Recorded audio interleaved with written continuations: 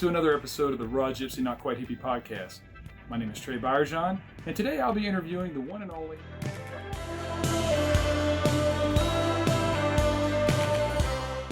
Well, welcome everyone to another episode of the Raw Gypsy Not Quite Hippie podcast. And in today's episode, I am going to be interviewing Mr. Gabriel Miller of the Based Gabriel. And how you doing, brother? I'm doing good.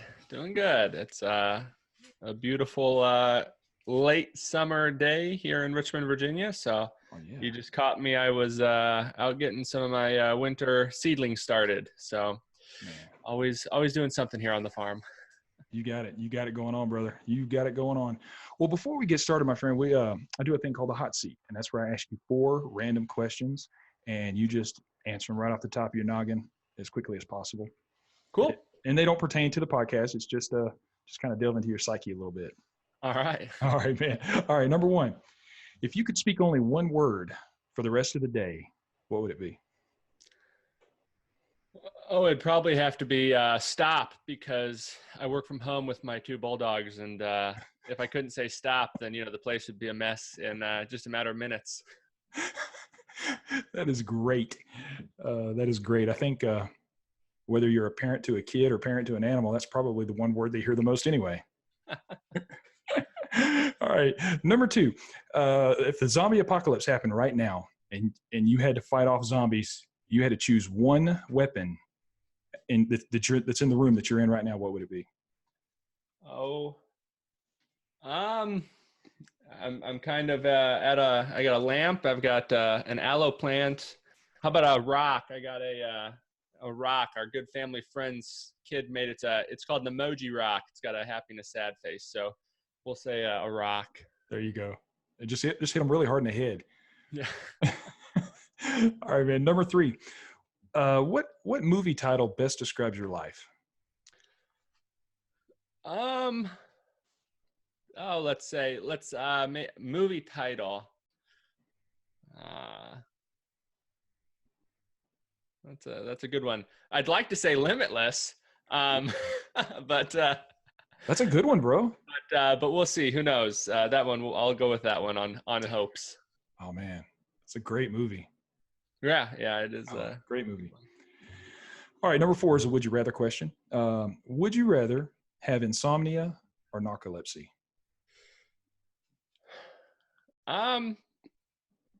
Probably insomnia. Yeah. Probably insomnia. The way I don't know, man.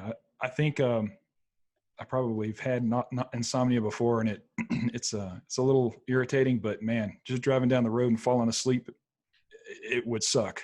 Yep. I'm probably more on the I'm a pretty sound sleeper. I can fall asleep in a second, but I might be on the falling asleep on the road spectrum.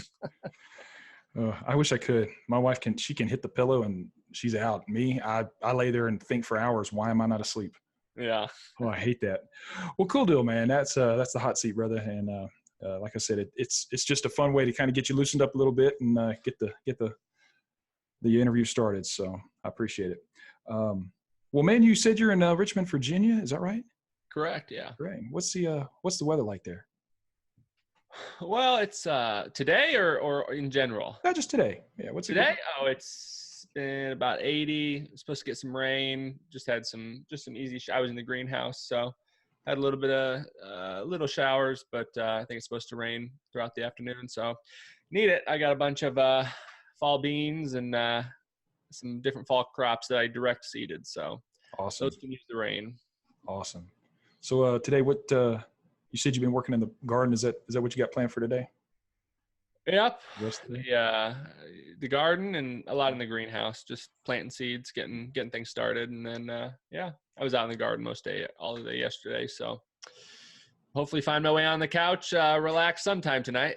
There you go, man. All right.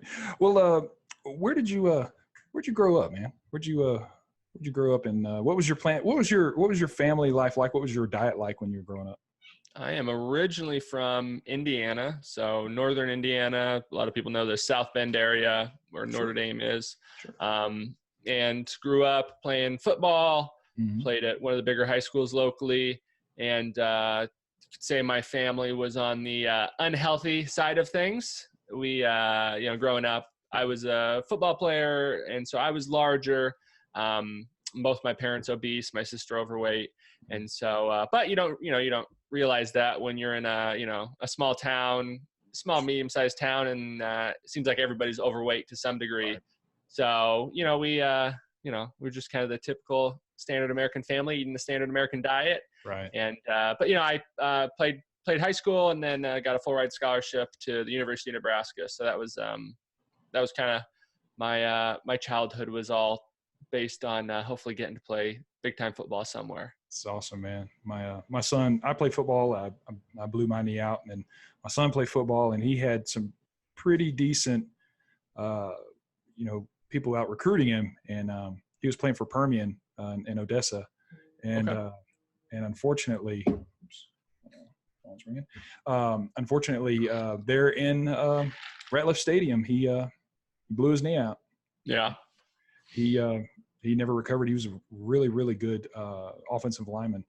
Okay. And so we understand the football life and what high school football means and college football means. I can only imagine. Where'd you play high school football?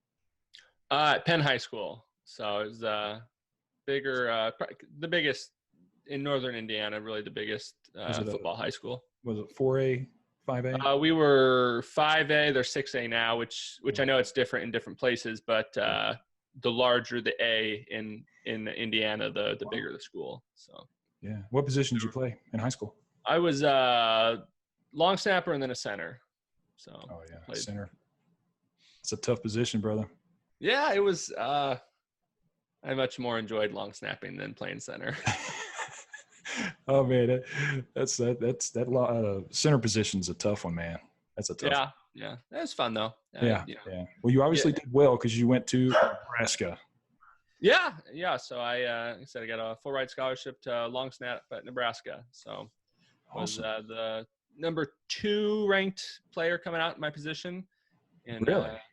So it was pretty fun. So got to Nebraska, played right away as a true freshman, and got to play some pretty big games, pretty cool places. At Michigan.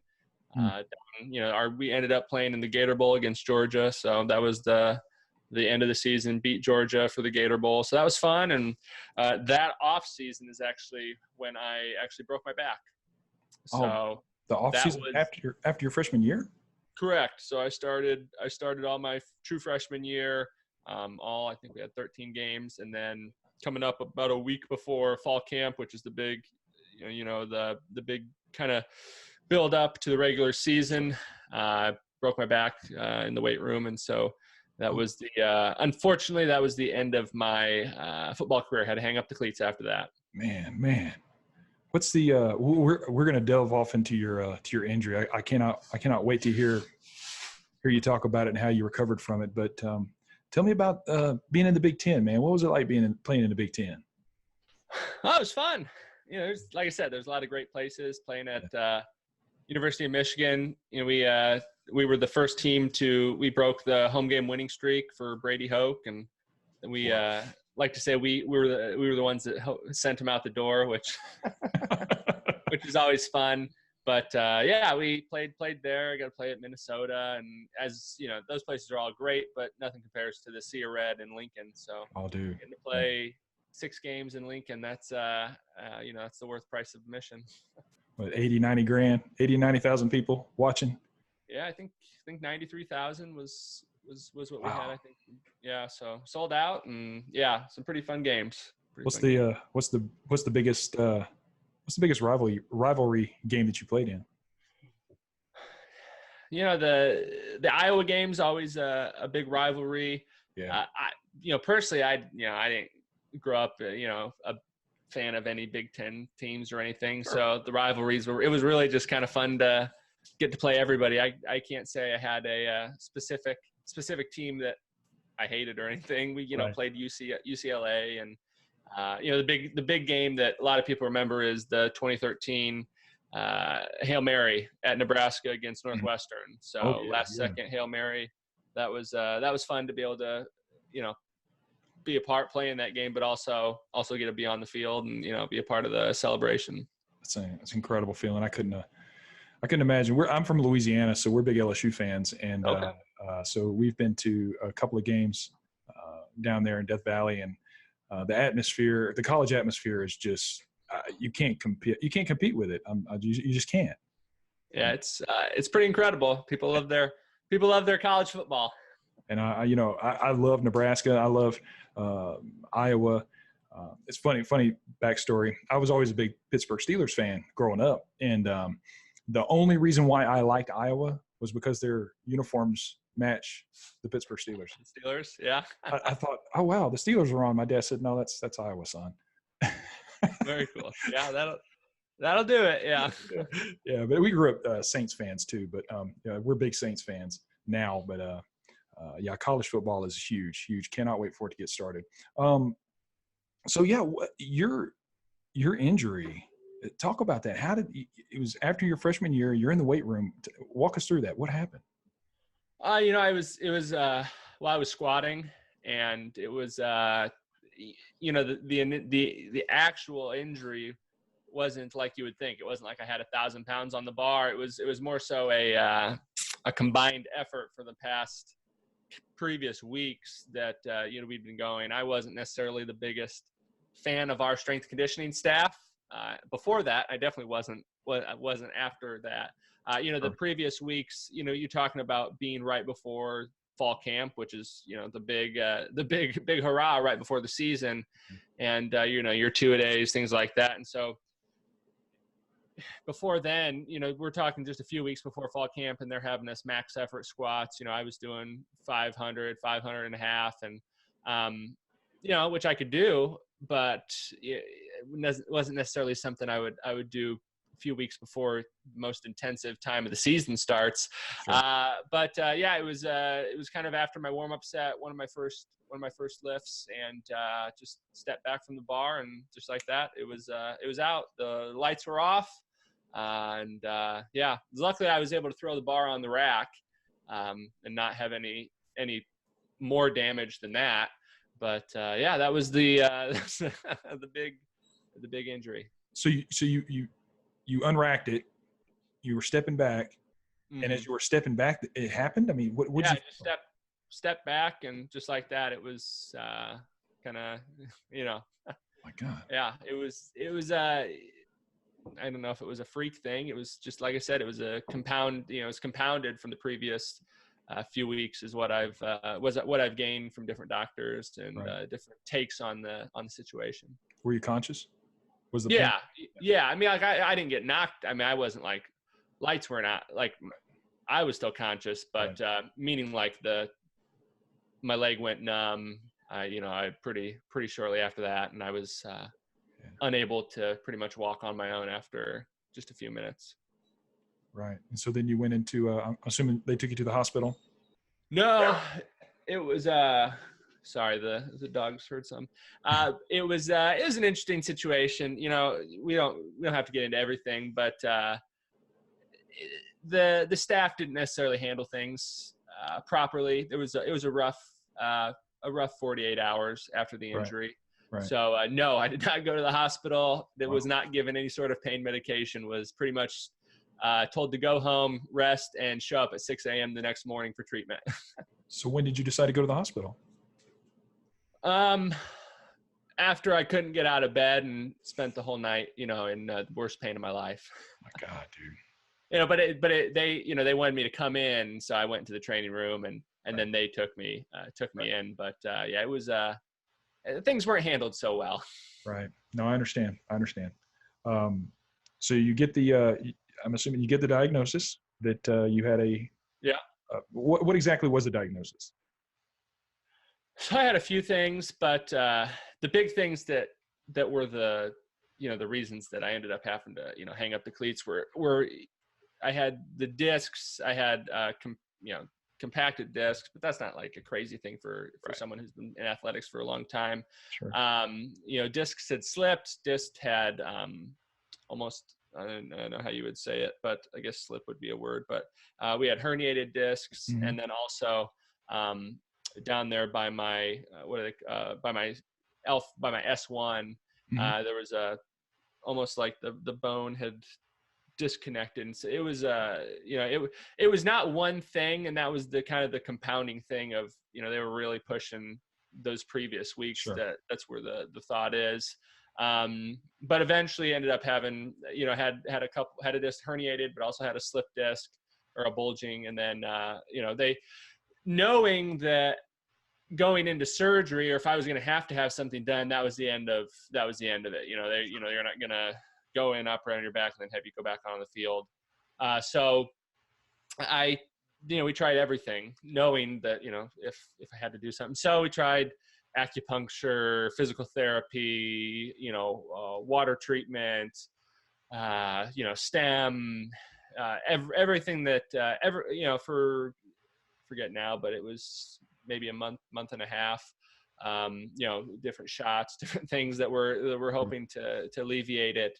And but not the one thing, not the one thing that would have actually helped, and that's to lose weight. That wasn't, nobody said that to me. Really, really, nobody brought that up. Not that I would have necessarily known how, right? Sure. But looking back, that would have been nice.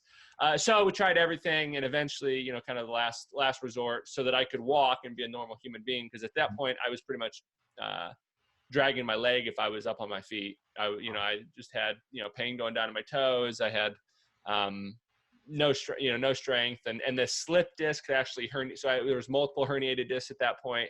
So, long story short, this decision was made to go in for surgery, a 6.5-hour surgery. You wake up and you're going into a 6.5-hour back surgery as a 19-year-old. That's a little, you don't think you sign up for that. But yeah, so we did that, and it was a long recovery. Kind of, you're in a walker, relearning to walk, and then you're pretty much limited to just a few steps. And over the course of the next few months, kind of got to the point where able to walk again and not do anything. You're not, there's so many limitations. And so it was, you become a medical patient then. So I tell people I went from being a starting college football player in the Big Ten from one of the biggest schools in the country to being an obese individual who with a broken back. That unfortunately that happens a lot, whether it's not to diminish what happened to you, of course, but knee injuries and people who football players, especially linemen, defensive linemen, and things like that, when they have that injury and they can't play anymore, you just become, like you said, an obese ex-football player, and all you've ever learned how to do was eat to get big and to get strong. Well, now you don't really need to be strong as strong anymore. So, but you still know how to eat. Yeah. Yeah. Wow. Yeah. So, I come out of surgery, kind of going through the rehab and getting these, these checkups, and, the doctor's telling me, everybody's telling me now, hey, you need to lose weight.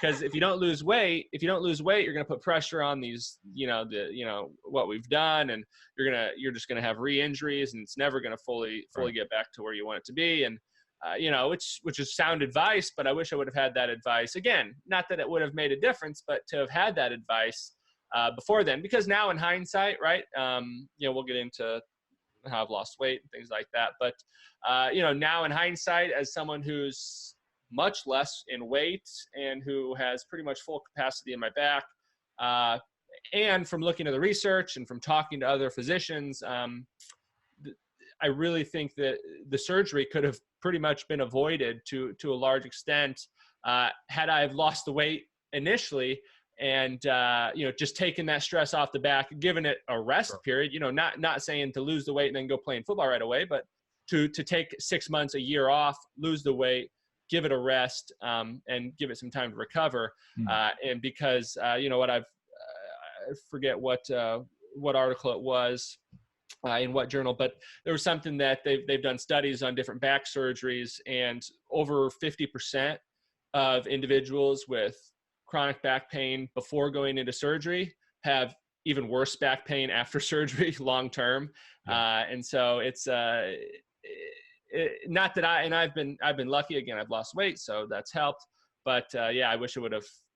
the whole weight loss thing would have been nice to hear, not coming out of surgery, but before going in. Yeah, that would have helped a little bit. And I understand. I feel you, brother. I had you know, a, a disc that got herniated and shoots of pain down my leg Mm-hmm. and things like that. And it was debilitating. It was extremely debilitating. And you know, funny thing is I've now that I've lost weight, I don't have that issue anymore. And I would have, I had knee surgery too. I blew my knee out, like I had said once before. And every single year without fail, I'm 47. I did it when I was, 16 years old in high school. And I'm 47 now. And every single year up to my 44th year, because I've been vegan for 3 years, up to my 44th year, my knee has swollen up to the point that I could barely bend it, past 90 degrees. And I've had back issues every year. And since not eating inflammatory foods and losing weight, I don't have those issues anymore. And you're right. That would have been a big help to know that. Yeah. It's amazing what just taking the extra weight and eating the right foods can do. I mean, that's kind of that's really the point of why we're here. But it's interesting to think that how many people could you see all the obesity, but then to realize the chronic pain that just has to do with the fact that people are overweight that could be avoided and could be remedied. Think about you lost, how much weight did you lose? 100 pounds? Is that right? So I lost 100 pounds. Yeah. 100 pounds. Could you imagine right now? I mean, you're a fit dude. You're a fit guy. I try. I've seen the pictures. You're a fit guy. Could you imagine strapping on 100 pounds and walking around with it daily? Oh yeah, I know. It's crazy. And to think the stress that you're putting your body under, just being a college athlete as well as you realize you see it. It's not anything new. My dad himself, he's had 2 new shoulders and multiple new knees done. And he was a college football player. And, it's one thing for people to put a lot of stress on your body for 4 years of college or, 4 years of high school football, 4 years of college, and then to come out, lose the weight, take the stress off the joints. But most people play, 8 years of solid football or 8 years of solid wrestling or track or baseball or whatever, and then either put on more weight or keep on the same amount of weight and just continue to break down those joints, that cartilage. And, you see it every day. It's not anything that it's not in the hiding. It's just out in the open. People are suffering. They are. And unfortunately, they have so much on TV and in the way of commercials and advertising, and it's and so much misinformation that they don't really know what to believe. Yeah, and going back to my past growing up, myself being overweight, my whole family being overweight. It wasn't a thing of trying to be overweight. It's not like my mom didn't try. My dad could care less, to be honest. Back when he was, he was 275 to 300 pounds always growing up, and it's not like he was trying to lose weight. He kept his big manly football weight. But my mom tried every diet, detox pill in the book to try to lose weight, and but you realize that it wasn't finding that one little remedy. It was the idea that what you were putting on your plate 3 times a day, 7 days a week is what was causing the problem. Yeah, it is. And going back to your surgery, once you got out, what was the recovery time like? Being that I guess you're still eating the same way, so I can imagine it was still taking a toll on you. How much did you weigh at the time? So at my heaviest, I was about 260, 265. Mm-hmm. And how tall are you? Well, before the surgery, I'd like to say I was 5'11", but I'm about 5'10" now. Yeah. And then, so yeah, 260-ish and 5'11". Yeah, you were a big guy. Yeah, I wasn't a small individual. Yeah, And so yeah, after the surgery, what was the recovery like? What was the recovery time and recovery like? It was slow, of course. Yeah. I'd say I was able to walk ad libitum probably 6 months out. Oh, wow. 6 months out, 5 or 6 months out. You know, again, no lifting over what they say over 5 or 10 pounds. They still kind of give you a similar type of, restriction on that. But yeah, so it was a pretty long stretch of time where I was pretty, and still, even, as I was losing the weight, a lot of people think, oh, you're a former college football player, may not know I had an injury, or may know I have an injury, maybe not know how to the extent it was, but they think, yeah, you just, started working out more, started burning more calories. And I just wasn't able to do that. That was just kind of the matter of fact. I was at a point where I was at the heaviest I'd ever been in my life. Mm-hmm. I was heavier than my playing weight. You keep eating the same, and you're not able to move, you just blowed up.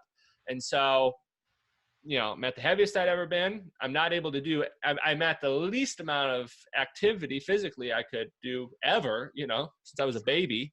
And I'm having everybody telling me I need to lose weight. And and that can be a pretty frustrating thing when all you've known is the standard American diet.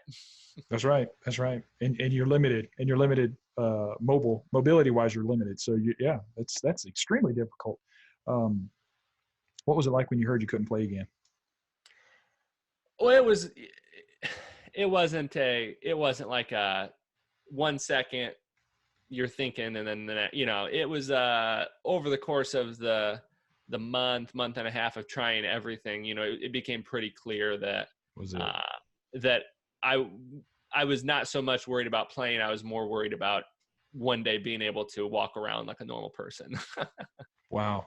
That's incredible. So that kind of became a back thought, the football side of things. I can't even comprehend what that would be like. You're like you said, you're not worried about whether you're going to get to play again. You're worried about whether you've got a normal gait. Yeah. Thinking about my future, thinking about, hey, if I, have kids in the future, will I be able to pick them up? You're right. Exactly. It puts things into perspective though. Yeah. Yeah. It was probably a needed perspective at that point, knowing that, but again, I'm sure in the back of my mind, it was tough through the whole point to know that football was over.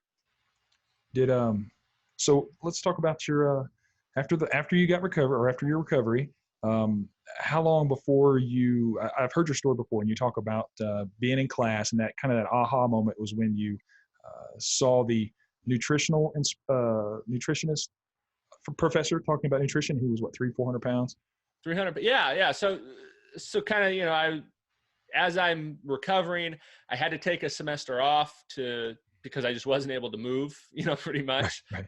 So I had to take a full semester off, and then I get back to classes. I've, bloated up even more, and get back to my classes. And at the time, I'm an animal science major, right? Studying livestock production pretty much. And I like to say that, I have a degree in breeding, feeding, fattening, slaughtering, slicing, and serving every animal old MacDonald ever dreamed of.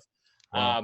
Not necessarily, it's clearly not something that I promote now, or something that I would promote as a degree to anybody ever. But does give me a unique perspective on many things and many people, many individuals and organizations. But so I get back to my classes and realizing that, all right, I need to start losing weight. How can I do it? Start asking around professors, different people in the, on campus. And, of course you're studying animal production, livestock production.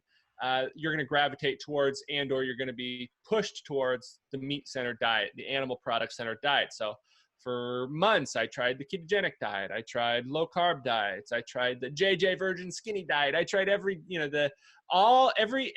seemed like I tried every single diet that you could think of. Mm-hmm. And it wasn't like I tried it for 3 days either, right? It was months of me trying these different diets with either one, feeling not losing any weight, or losing a little bit of weight and then gaining it all back. And then at the end, feeling horrible, feeling worse than I did as an obese individual, not being able to move. It just compounded by the fact that I was, an animal, just right. I was trying and it wasn't getting better. So got to the point where, I felt like I tried everything. And I think that was a point where I realized I had a ton of empathy for my mother, my sister, various family members that, you know, growing up, you think, and it's not something you're like proud of, but you think, wow, they're just, you know, fat or obese because they're just don't work out enough, or they just don't care, or they just don't try hard enough. And at that point, when you're the fat, obese person who's tried all the diets and who's unable to lose the weight, you realize, wow, like I have a ton of, you know, I can feel for everybody now, to the point where it's not a, you know, I say now as someone who's you know, in the world of the plant-based diet, of saying you can never outwork your mouth, right? And I consider myself lucky now looking back, but I was at the point where a lot of people are, is you're a 40, 50, 60-year-old who would love to go get on the treadmill, but you find yourself 260, 300 pounds, Right. and you're going to have a heart attack or blow out your knee if you get on a treadmill. And so realizing that, hey, I could hopefully find something that is going to be taken into the dietary aspect. And so that's where, you know, I tried everything, and I'm sitting in my nutrition class, and I realized that someone I had been taking advice from, you know, I look over to a friend next to me and I say, there's something wrong with this picture. And at that point, I realized for the first time that, hey, I've been taking diet advice from my 300-pound professor who's fatter and sicker than I am, and I don't ever want to be like that. And so at that point, I realized that, hey, there's just got to be something, another way, another avenue to find, you know, this health. And luckily around that time, a few things happened, right? Before the Flood had come out, which is a Leonardo DiCaprio film, and it's not anything to do really with you know, a vegan or plant-based diet. It just kind of talked about the you know, it talked about what's happening to our planet, you know, the environment, which at the point I couldn't really care about. But then it just kind of briefly touched on the fact that, hey, your dietary choices might have something to do with the environment. And what really stuck out to me was that those figures weren't new, right? The figures, you know, the figures that I heard, and after that I had watched and read up on Dr. Campbell, the China Study, and Cowspiracy, and, you know, these films that many people are familiar with. But I was hearing these stats, right? As I'm an animal, or I'm a livestock production major, I'm hearing these stats, hearing, you know, from Before the Flood or Cowspiracy, that, hey, it takes 2,000 gallons of water to produce a gallon of milk. It takes 1,500 gallons of water to produce a quarter pounder of beef. And I was hearing those, and I was watching those things with my wife, and she's like, wow, that's crazy. I didn't know that. I'm like, no, I know this. I hear this every single day. Right. But in my animal science classes, we're told, our goal is, how do we get that cow to drink 2001 gallons of milk so that we can produce or 2001 gallons of water so that we can produce a little bit more milk? How do we get that pig to eat and drink just a little bit more water so we can get a little bit more on that carcass weight? And, you know, all these things. And that was the first time that, right, I realized that, hey, we're trying to maximize the production of these animal products at the expense of something. And at that point, I realized that, hey, the expense is our environment, and at my health. You know, the first time ever, I realized that, hey, my health might have something to do with what I'm eating, which is a shocking, you know, revelation. And decided that, hey, pretty much on the spot, that I'm going to give this vegan thing a try, give a vegan diet a try. And so you can imagine what it was like being a, you know, junior, senior level animal science, livestock production major in your classes. And, you know, all you're being taught about is meat sciences and carcass weight and raising and, keeping animals. And you're sitting there eating your plants. Did it, not that it was known, you know, I didn't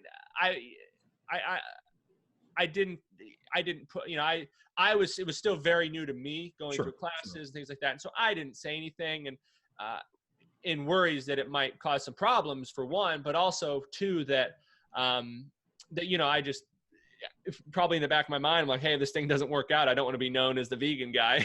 Right. And I understand. I can follow you, buddy, because, you know, for many years, like I said, I come from Louisiana, which is a sportsman's paradise, and we hunted, we fished, and I've killed a lot of deer and caught a lot of fish and eaten a lot of fish, and so I understand, and I think folks like you and like myself, we have a different perspective where you were learning to promote this lifestyle, the animal consumption lifestyle.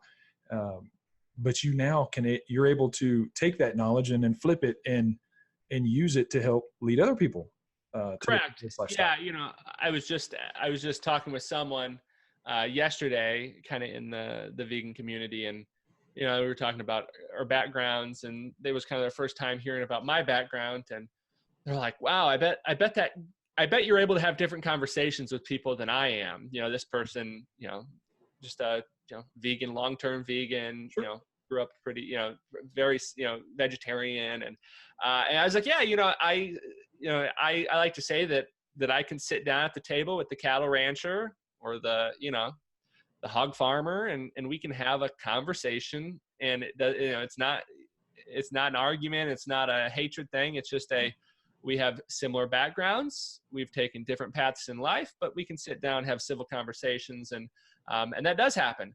And we've got to have people in the community, in the movement, that have those similar backgrounds. They don't promote those backgrounds, of course, but can utilize them and promote it for the better good. And I think a lot of people, a lot of families who might have athletes or husbands or wives that say, I can't, I could never give up meat, or I could never give up my eggs or fish because I just could. I don't want to look like a vegan hippie. I don't want to be, I don't want to be skinny and grow out my dreadlocks. And so when you see me, or that someone can see someone like myself or yourself and say, all right, well, I guess you can be, normal is not the right word, but it can be familiar. I can live a familiar life while eating a plant-based or vegan diet. Then that's a great foot in the door with a lot of people. No, that's a great way that you put that, familiar, because normal could be, defensive, I guess, but, or offensive.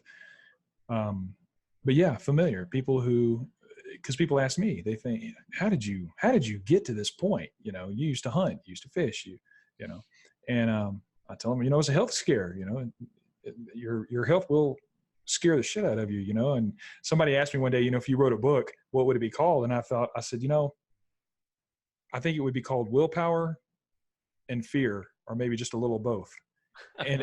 And that's basically what it is. I mean, I have willpower, yes, but fear is a strong determining factor with it as well. Yeah. And the fear of growing old, not necessarily growing old, but getting to the point to where 50 is old. 50 shouldn't be old, Yeah.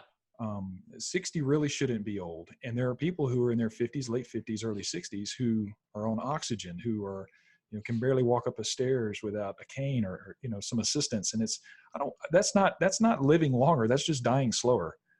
Yeah. It's funny you say that. My wife, we were just out a few days ago, and she said, how old do you think that guy is? And, this guy he looked like, he moved around like he was in his 90s, and I guarantee he wasn't over 65. No. And, you can tell.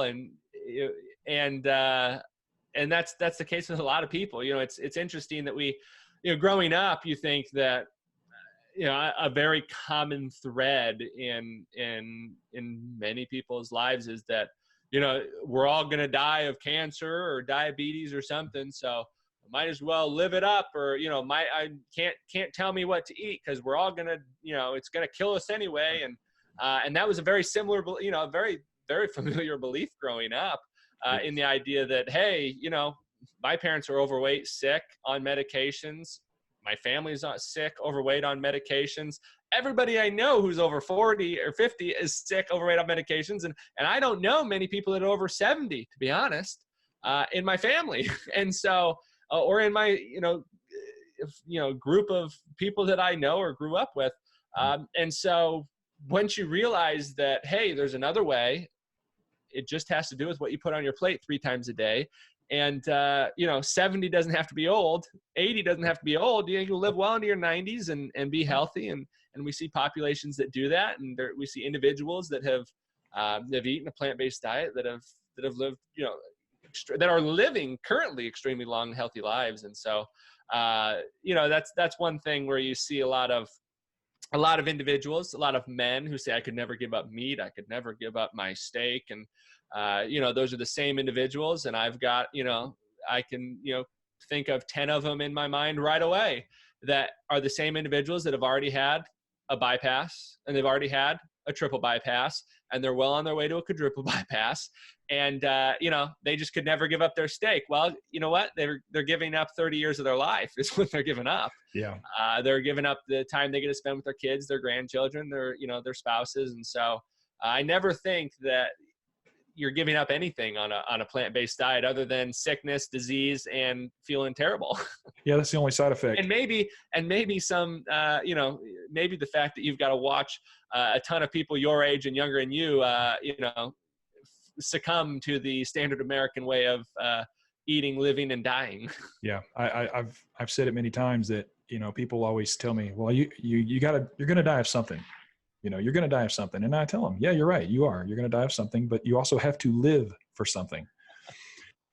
And what do you have to live for? That is a very selfish, way to look at it, because you're dependent on loved ones, friends to take care of you in one form or fashion.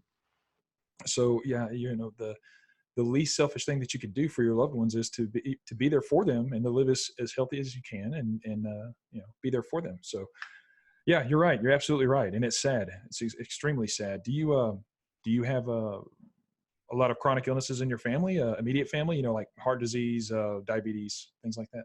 Oh, everybody's, I don't think it's a familiar thing anymore. I think everybody's got a handful of people in their family with heart disease, cancer, and diabetes. I think those are, you could almost say that the guarantees in the standard American way of life are death, taxes, heart disease, cancer, and diabetes, and being obese. There's, just in my direct family, and that was really one thing that led me to the point of getting to where I am now, of sharing plant-based, whole food plant-based recipes, and to where I'm someone who, kind of helps people out to get from the standard American way of being fat, sick, and overweight to the, whole food plant-based lifestyle. And so it was my dad. So I was in Nebraska. I'd been out of college for about a year at that point, and 6 months at that point. I'd been working a job. I got a good job in Nebraska, was working for 6 months, and before Christmas time, get a call from my mom, who had, before Christmas, not expecting anything. And she called and said that my dad's knee, who he'd had, again, he's had replacements on both of his knees, but this one had been infected about 4 years previous to this point. And the doctors at that point said, hey, we've got it, but if it gets infected again, we're going to amputate it. Well, 4 years later, we're getting a call before Christmas time, and my mom's saying that same knee, dad's had a lot of problems with it, and they went in and they found out it was infected. And, all we hear is, hey, it's going to be amputated. And so, a day or so goes by, they figure out that, hey, they're going to give it a shot. They're going to give it the old college try to see if they can save his leg. Sure. But the doctors were pretty much thinking that, hey, they're going to amputate his leg. And so I made the decision, my wife and I talked it over, but, you look back on things and really the decision came down to, at that point, I knew that I wanted to do something to help other people with the plant-based diet, help other people reach the level of health that I had reached, the level of just overall wellness I had reached. And so made the decision that, hey, there's no point in helping 10,000, 100,000 other people if I can't help the, 2 or 3 people that mean the most in the world to me. Right. So my wife, who was finishing up her PhD at the time, we both decided that she would stay in Nebraska, but that I would go back to Indiana and help take care of my parents. So with one big stipulation, and that was that I would come home, I'd go back living with my parents, which wasn't a very attractive offer at the time, given where we were and our friends and family in Nebraska. And, we were having a lot of fun out there. And, with the one stipulation that, hey, I'm going to cook every single meal, breakfast, lunch, and dinner, and you and dad are going to eat it. And at this time, so at this point in time, my sister had already been vegan for a while, and Probably. So you had switched to a plant-based diet before your dad's. Yeah. So I'd been plant-based for about a year or so at that point. Okay. And so, yeah. And how much weight had you lost at that point? I was, what was it? It was probably a year. What was that? That was December. It had been about a year and a half. I'd lost almost all the weight. Wow. And so it was 2 years. It was 2 years, but I had lost the majority of the weight, about 75 of that pounds. And then, it took a little bit longer for the last 25-ish. And your parents knew what you were doing. Yeah. Mom and dad and my sister had already gone vegan, because, on my kind of leading that. And then, so it was like, hey, you're just going to eat what we're, you know what we eat. It's not going to be anything crazy. And they said, of course, my mom was like, yes, this is great. Someone's going to come home and cook for me. And my dad, and my dad's like, well, not much worse than losing your leg. And so we get there and, we go through the rounds. My dad had they took his knee actually out of his knee. So the knee out of the cavity that your knee lives in, and pulled it out. They put a spacer in, sewed him back up, and put him in a wheelchair. And he was pretty much wheelchair bound for the next 4 or 5 months. And all we did, he had a stent go in so that he was on a pretty high level antibiotic. It was a point where the doctors were saying the reason they were going to amputate the leg is because they were worried about an infection spreading to the rest of his body. Sure. And so they had a high level antibiotic, and the worry was it wasn't even just the knee. It's like, hey, if it spreads, it'll kill him. So it got to the point where, something's got to change. So started eating a whole food plant-based diet. And over the course of the next 5 months, my dad lost 50 pounds. Mom lost 40-ish pounds.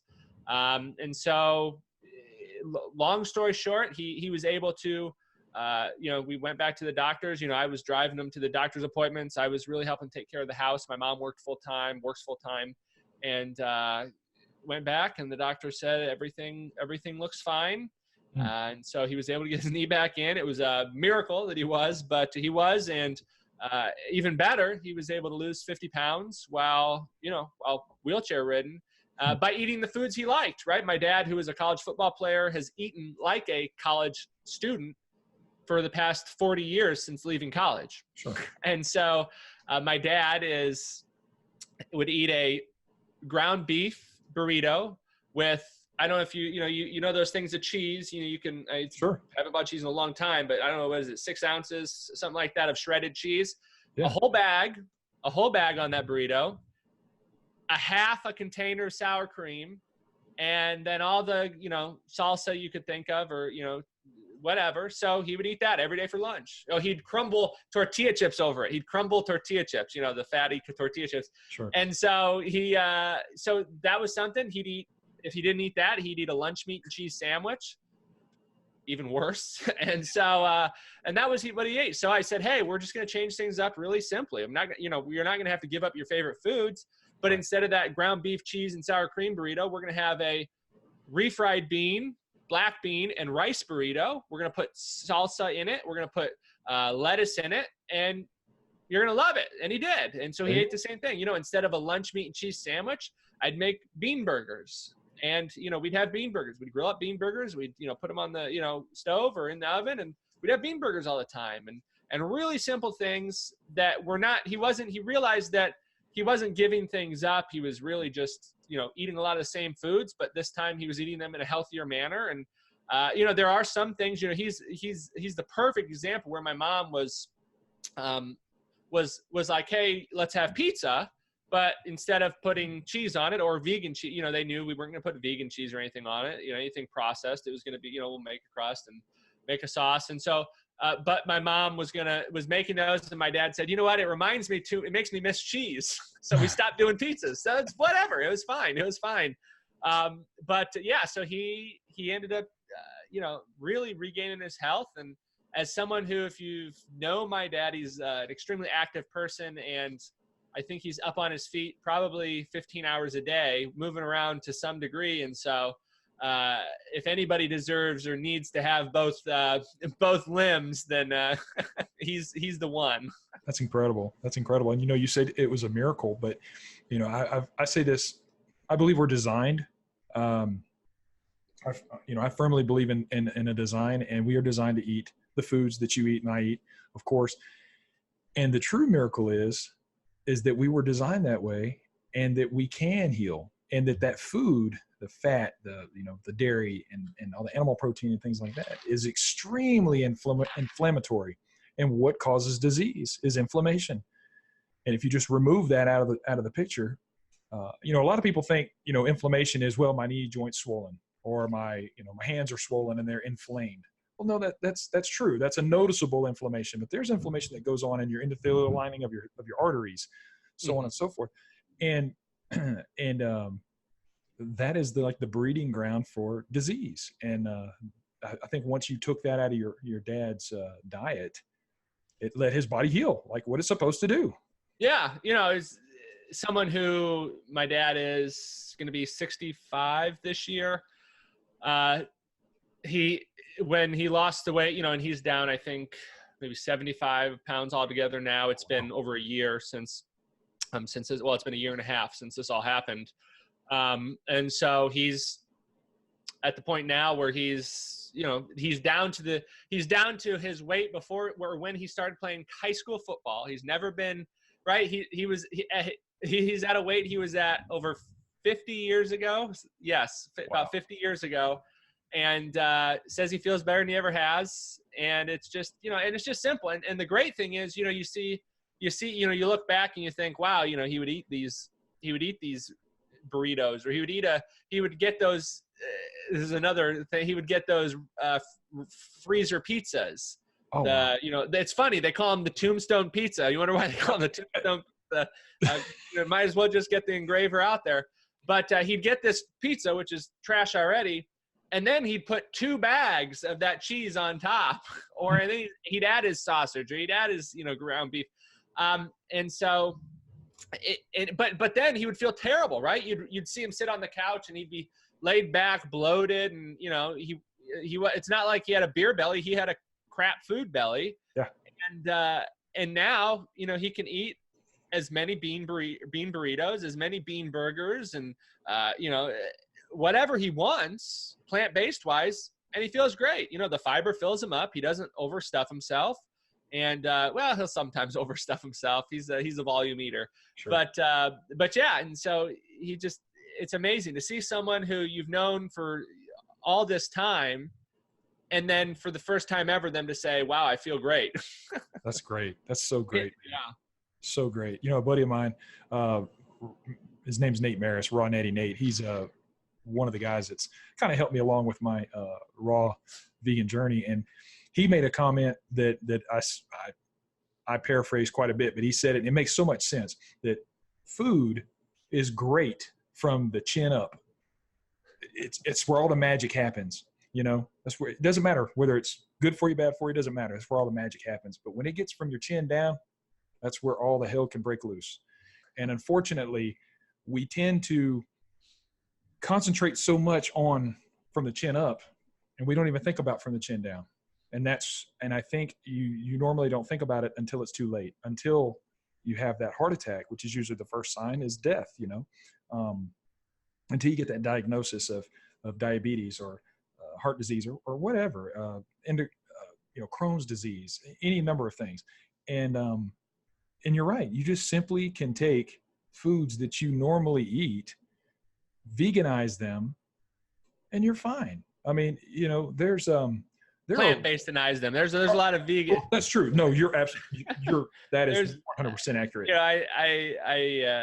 And everybody comes into it from different angles. And myself, getting started, I just mentioned this, that, when I first started eating a vegan diet, right, I had seen, I'd heard about the China study and heard about a plant-based diet. It didn't really click. And I don't think it clicks for a lot of people because, I can remember thinking, all right, I would eat, chips and sour cream and, nachos with cheese and ground beef for dinner, right? I followed along in my dad's footsteps, as a college student, and that's what my wife and I would have for dinner. And then, you go vegan and you find the vegan cheese, the vegan sour cream. You still use the tortilla chips and the vegan meat crumble. And you think initially you're like, all right, this is healthier, but it's not. And then, No. and I think a lot of people get frustrated with that, and they think I went vegan. I see all these healthy vegan people, but it really comes down to a plant-based approach, or what I follow, a whole food plant-based approach, where it's not finding a vegan alternative to every crap animal product or standard American diet food. It's finding that there can be more than the 4 brown things on your plate, the beef, chicken, fish, and eggs. It can be the 1,000 plant foods and the 1,000 vegetables and fruits that are out there. What is it? They say there's 80,000 edible plants, fruits, and vegetables, and there's we eat 4? Yeah, something. Yeah, it's Pork, most beef, fish, and eggs. Standard American diet. The 2 most prominent vegetables are tomatoes and potatoes, from ketchup and fries. That's exactly right. No, you're 100% accurate. And people say, well, how do you do it? What do what are some tips? And I always tell them, I've said this before, you walk into the grocery store, and everybody's been to a grocery store before, and you walk in through the front door, you look to your left or you look to your right, and over in the corner is this little section called the produce aisle. And you just go there and hang out there, and you'll be okay. You'll be all right. And it's not that expensive either. I mean, bananas are 48 cents a pound? Yeah, it can 59 for for organic. You can get 20 pounds of bananas, and dude. Yeah, my friend Marley Ficalora he's got the produce section challenge, but he talks about it's how cheap it is, and for us, we follow a very simple. We eat a diet based around, we're very similar to a Esselstyn or McDougall style diet, from a whole food plant-based approach. But we base our diet around the 3 S's, the simple starchy staples. So we eat a diet based around potatoes, sweet potatoes, corn, quinoa, rice, and oats. And those are about the cheapest foods that you can find in a grocery store. And whether you're buying conventional or organic, they're the cheapest foods in the grocery store. They are. And there's 1,000 ways you can prepare them and cook them. And those are luckily they're the foods that, the Okinawans have eaten, and you see these blue zones. And so for us, it's very simple. It's, a lot of people coming into a plant-based diet, they think it's, 1, going to be expensive, and 2, it's going to be so much different cooking wise. But it really doesn't take much to have a rice cooker full of rice and transfer that to the fridge, to bake some potatoes and transfer those into the fridge, or, the 1,000 different options, the, rolled oats, and have that for breakfast. So we always keep the, we say the simple starchy staples ready. I have cooked brown rice, cooked potatoes, cooked sweet potatoes, and rolled oats ready to go at any point in time. So I'm never more than 15 minutes away from I can go pretty simple. I can get some rice and beans and put some salsa on it, or I can get extravagant and put together some bean burgers, which takes another, 10 minutes. That's it. So. Sure. What's everybody has a go-to, when they had a long day and they come home and they say, I just don't feel like making anything. What is your go-to? What is your go-to of go-tos, man? I mean, the one. So I'll say 2 things, because this is something my wife and I eat on 3 or 4 times a week. But like I said, I always have cooked brown rice, cooked beans of some sort, and cooked potatoes in the fridge. So they're cooked, and then I just keep them in the fridge. I store them in the fridge. And but beyond that, I make bean burgers all the time, right? But I'll make big batches. And the great thing about bean burgers are you can freeze them. So I've always got a couple dozen bean burgers in my freezer, and I've got friends here in Virginia, and every time I go home to my parents, I make 5 dozen for them, and we put them in their freezer. But we have the big things are, I've got frozen bean burgers, and I've got cooked baked potatoes in my fridge. And so pull out the baked potatoes, slice them into wedges, and heat up the grill, throw a couple of frozen bean burgers and some cooked potatoes on, and we've got burgers and fries. And a lot of people don't believe it, because that's I eat a lot.